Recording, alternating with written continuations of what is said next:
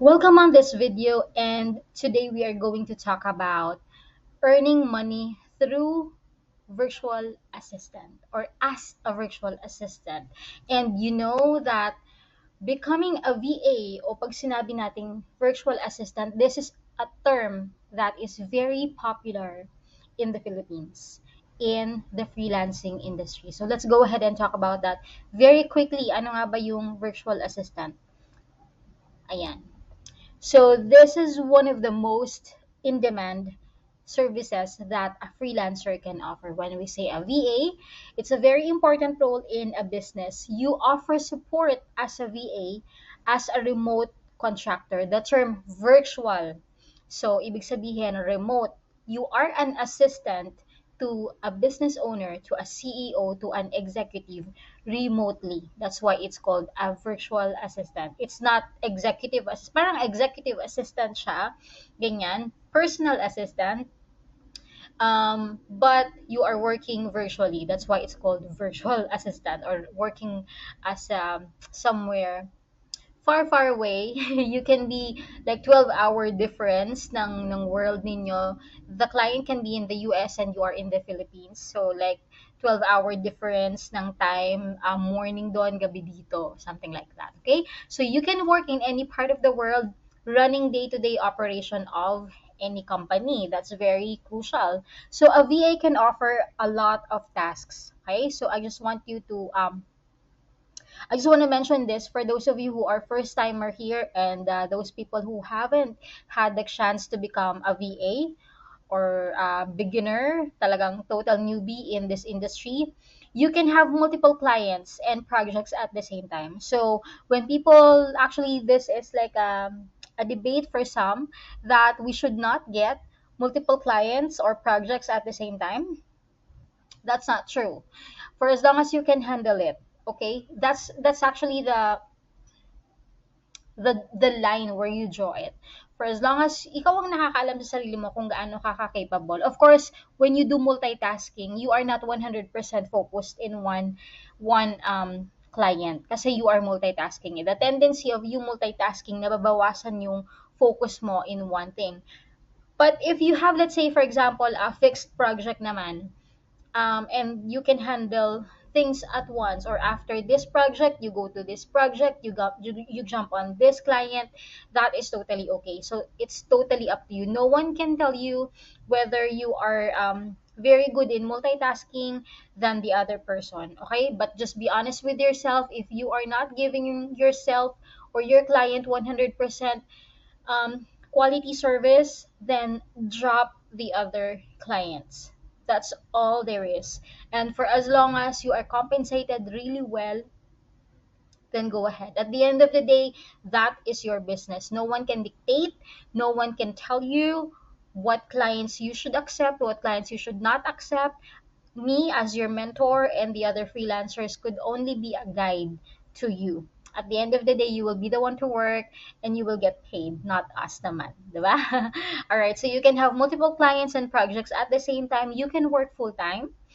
40 hours per week, that's about 8 hours per day, 5 days a week, or even less, or even more. It's up to you. Productivity wise, that's another story, okay? But definitely you can do 40 hours or full time, or less, 20 hours, 10 hours a week, 30 hours, right? You can also work per hour or per project basis. If you have, yun nga, like 40 hours a week, that's your quota. Parang after 40 hours, you're no longer obliged to work anymore, especially if you are on a tracker. Like hanggang 40 hours lang yung quota ng tracker, and we'll discuss this in a separate video. But if you have reached that, then that's your maximum number of hours per week. Okay, it's up to you kung gusto mong mag-OT, but that's not paid anymore. Something like that, because you have a contract with the client. You get it? You can work also long term or short term. It's up to you.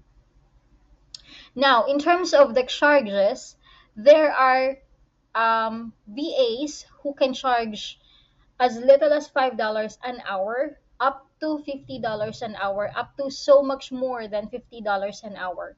There are VAs who are charging um, $3, that's for me, that's a little low na ha. I would really recommend $5 or $6 and above. It depends actually on the following: the difficulty of the task, the skills of the VA, and the specialty of the VA. So why do you think people can charge as high as $50? And why do you think people charge as low as $5? Why is there a huge gap? It's all it all boils down to the difficulty of the task at hand, the skills of the VA, gaano ka specialized. Kumbaga, think of this way. Why is it that a gas attendant, there's nothing wrong, okay, just as a disclaimer there, I'm just giving you a comparison. There's nothing wrong with being a gas attendant that is totally marangal na trabaho. That's a very decent job. But I'm just going to compare that person to a surgeon in the hospital. Why is that the surgeon is getting paid so much more than, let's say, for example, mga cashier or crew? It's because of the specialty. Because rare, halimbawa, brain surgeon, these people are very rare, and these people have a specialized skill that they can only perform kumpara sa cashier. Do you get my point? There's nothing wrong with these two. These two are both equally decent jobs and career. But in terms of the number of people who can perform the task, surgeons are paid more, or consultant, let's say for example, or anesthesiologist, ganyan, di ba? They are very much paid well, especially kapag meron na silang mga sarili nilang freelancing businesses on the side, yeah, kumpara dun sa mga generic or general. Because anyone can do that. I mean, I think you get my point, right? So the more specialized your skill is, as well as a VA, the harder the task is, the more complicated things that you can resolve, the higher you should charge. All right? So now that you are starting, since this is your parang kindergarten level, that is okay to charge as low as, even you can offer free work in the beginning. That is okay, in exchange for testimonials, in exchange for portfolio, in exchange for experience. That is okay, one, two times, or three times, for as long as you start from something. Lahat tayo nagsisimula sa pinakamababa, but don't stop there. All right, so as you develop your skills, as you get better, try charging $10, $11. And I've seen a lot of people climb the ladder of rates, and there's nothing wrong with that. Sinong magdidictate sa'yo kung gaano kataas yung charge mo? Nobody. It's up to you. That's why you are a freelancer. That's why this industry is so amazing, because you can have, I've seen a lot of people like this, and I did this when I was a freelancer as well. I charge a specific client $6 an hour, but I do have clients who are $15 an hour. These are the people who made the deal with me na, okay, I will hire you for $15. But then I have a wiggle room as well na I want this client because the task naman is so easy lang that I can just insert it at the same time.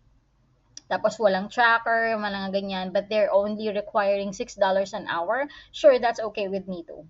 Okay, and then I have like $20 an hour, so that totally depends on your deal with your client, but all I'm saying is it is possible. Okay, so with that, that's an introduction. I will see you on the next video.